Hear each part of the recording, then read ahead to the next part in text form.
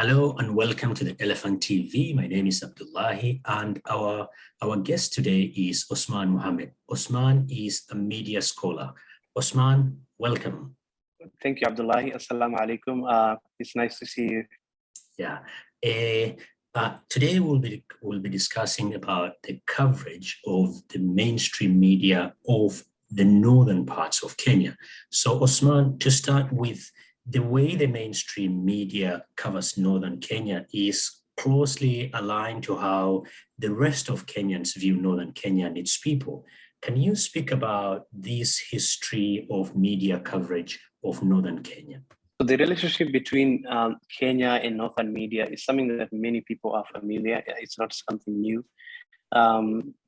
We know how colonialism really shaped how Kenyan governments have been dealing with northern Kenya. So the root starts with colonialism, and where we have these white people, they came and divided the country. We didn't have any countries at that point, and there was a line that was drawn everywhere, and Kenya and Somalia were supposed to be two different countries.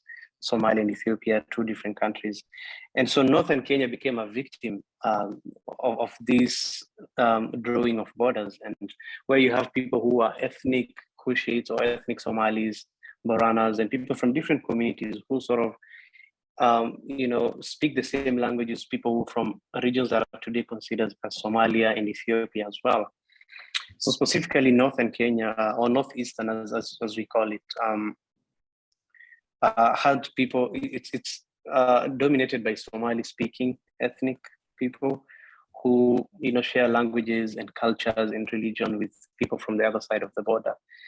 And after Kenyatta was given power, Somalis from northeastern Kenya at this point wanted to remain as part of Somalia, and those talks that were going on, and I believe there was a referendum that was done in which over 90% of people who voted wanted to be part of Somalia and not be part of Kenya. But they were shortchanged, and the British government and Kenyan government signed up a deal, and where North Kenya was de facto part of Kenya. And before now, how Kenyatta's government started dealing with Northern Kenya, they just inherited the cultures that were there in terms of how the colonial government used to deal with Kenya. We know Northern Kenya, it's a semi-arid region. When colonizers came, it wasn't a friendly area for them to, set up land and control the country from there. That's why you see places like central Kenya, which is really fertile, and it's a place where up to today, power and resources and everything just centered in that region.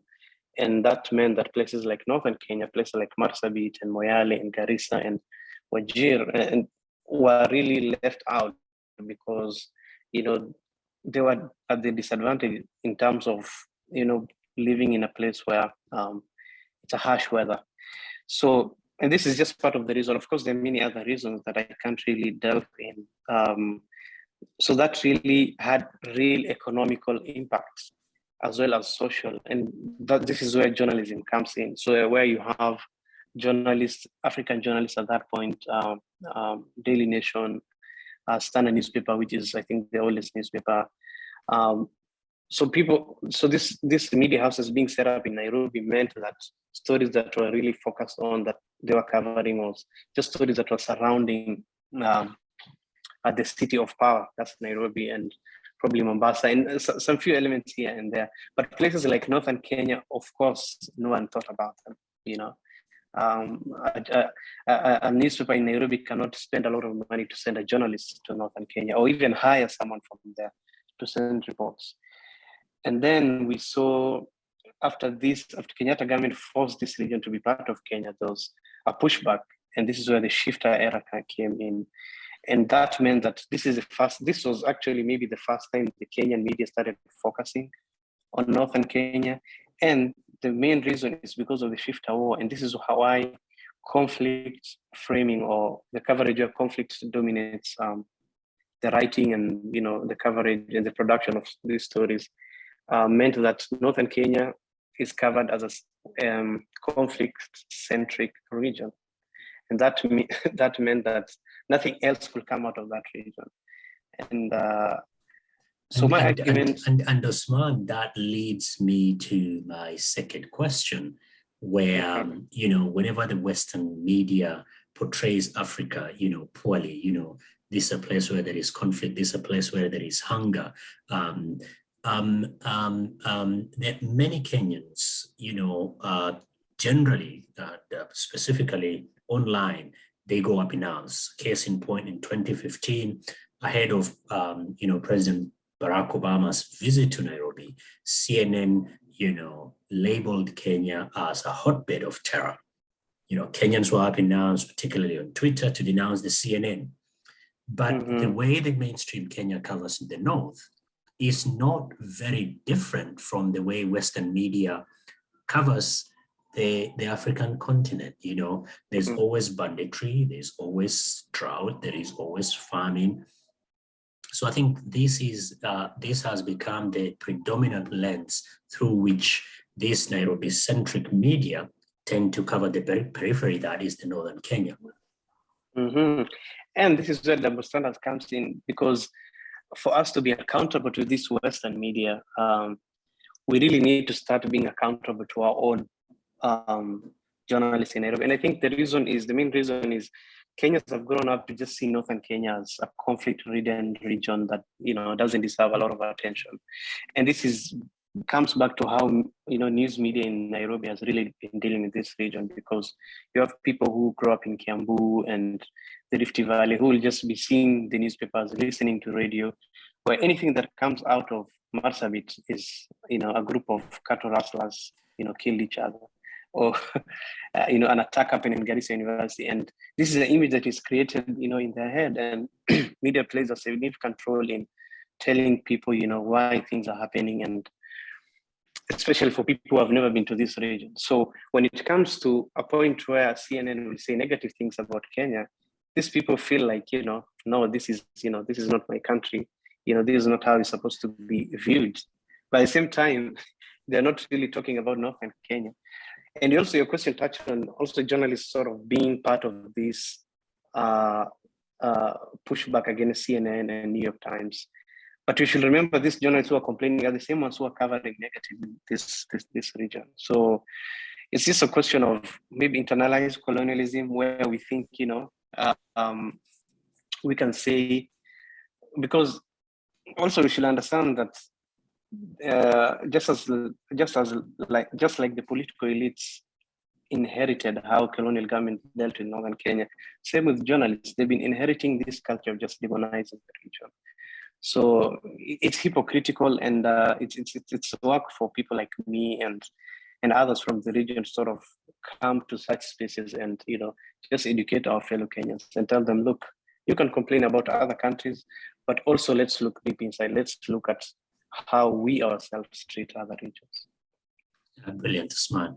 And one of the things that I've noticed is social media, with all its problems, has become, a counterforce to this mainstream, if you will, hegemonic narrative about northern part of Kenya as conflict-ridden, place where you have Al-Shabaab, place where you have famine. With all its problems, how do you see the role of social media, particularly Facebook and Twitter? And are there examples where people in northern parts of Kenya are pushing back against this?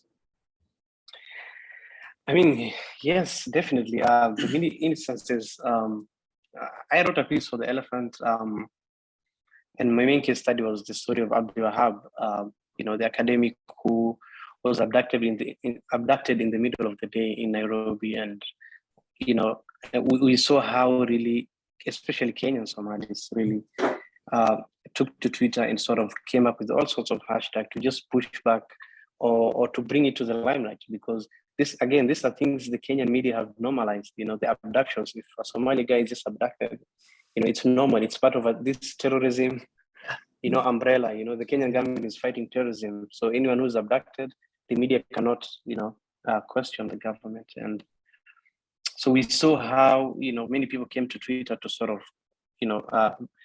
number one, create awareness, talk about this actual event that happened. Number two, calling on the government to work on if they've abducted this guy, to release him. If they haven't, do investigations and follow up. And we saw what happened. Abdul was released eventually, and this was because of the partly maybe the pressure that was put online. So the many other instances, this is not the only one. We've seen instances where health systems or maybe hospitals break down, education, where people came to Twitter and sort of highlighted these issues. But again, we should understand that most Kenyans still depend on traditional media. So we shouldn't just let this, journalists and the news media in Nairobi to just do whatever they want, thinking that, social media will save us. No. Still, Kenya, high percentage of Kenyans depend on radio and television and newspapers. There are places where actually, you don't have power and internet. People cannot just go online and sort of be educated about Northern Kenya. So these are things that should also always make us to push this Kenyan media to sort of give us a fair treatment as a region. And lastly, we should also understand that these technological companies are controlled by capitalistic companies based in this other part of the world, meaning that they'll always be money driven. So if Uhuru Kenyatta today comes and says, I want to close down Twitter, I want to close down, I want to control, or I want these people who are making noise from Northern Kenya to be arrested, it's so easy for them to just give up these contacts. So we should also be careful about that. Absolutely. And Osman, one of the things that I'm always interested in is the question of ownership and staffing. I think, particularly for the mainstream media houses, there are not very many people from the North, either at decision-making level or who own a mainstream a media outlet. To what extent this has contributed in terms of shaping the editorial decisions that are made to cover this region the way they are. By the way, we're not saying that people should just say it's rainbows and sunshine in the North. No, it's just what people are asking for is a fair shake. Exactly. I worked for a newsroom. I worked for the Standard newspaper. I freelance for the Daily Nation. So I've been to newsrooms many times, and people should realize that the real decisions are being made in the newsrooms. Decisions on, what to cover, where to cover, what allocations in terms of resources, where should we give, where should we not? So in terms of ownership, I don't think we have few people who own media from Northern Kenya, but these are small news outlets that are mostly just targeting Somali-speaking or Borana-speaking counties.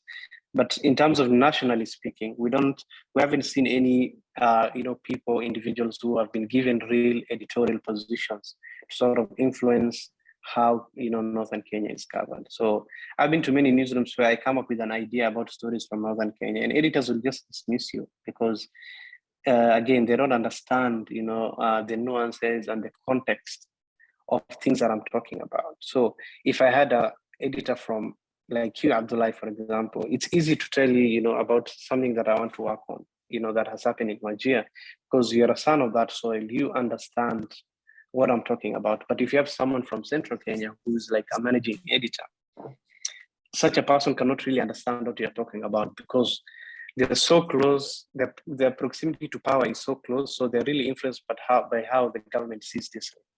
So they don't really, so we really advocate for instances where people from these places are also given, opportunities to serve as, editors and, to influence. We've seen few journalists here and there who, especially our sisters, are given, anchoring jobs, basically just reporting from the city. But we want to see where these journalists are elevated to managerial positions so that they can help in bringing a balance of how Northern Kenya is viewed and covered. Brilliant. Osman, just as we wind down, what should the mainstream media do, or what should people from Northern Kenya do? We have a ton of community radio stations spread across most of the counties, in some cases more than one.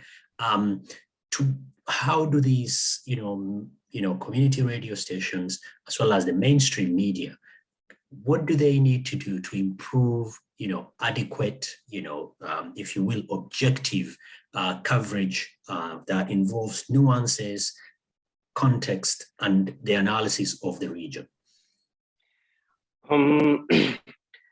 Let's talk about what they're trying to do now and sort of give them pointers and where to improve on. Now we've seen, especially after the devolution, the creation of counties, we've seen some, news outlets trying to send correspondents or hire correspondents from these places to sort of, send stories. Number one, I think it's a good idea always to have people from these counties. But number one, please pay them well. Some of these journalists that I've talked to, I've interacted with, are poorly paid. So I remember there was a discussion on a show on NTV, and Macharia Gaido, who I think used to be an editor at the Daily Nation, was asked this question, and he said, he was asked, why we were not having fair representations from counties, and especially Northern Kenya. It was a question about specifically Northern Kenya.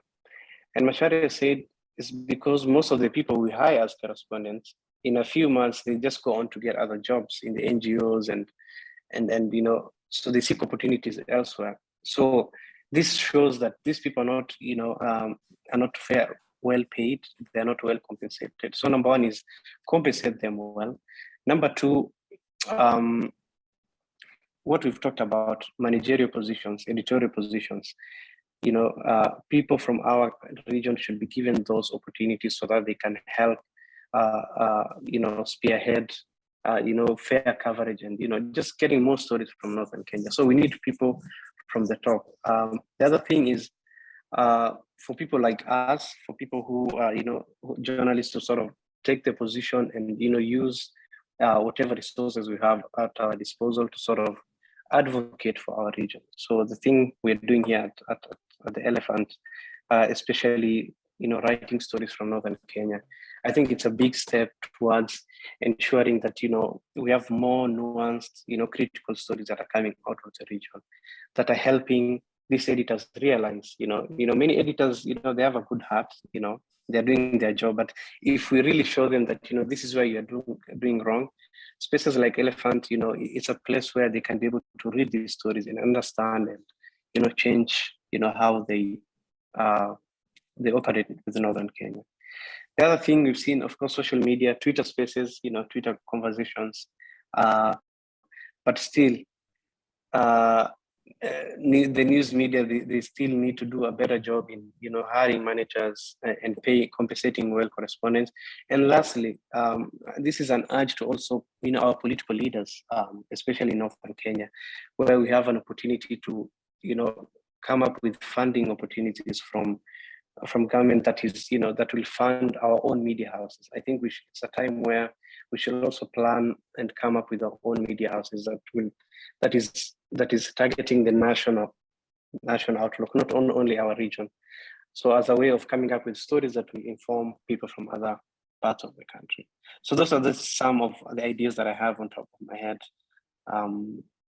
No, they're all very important because, without having people make decisions, journalists do not assign themselves, an editor has to assign them.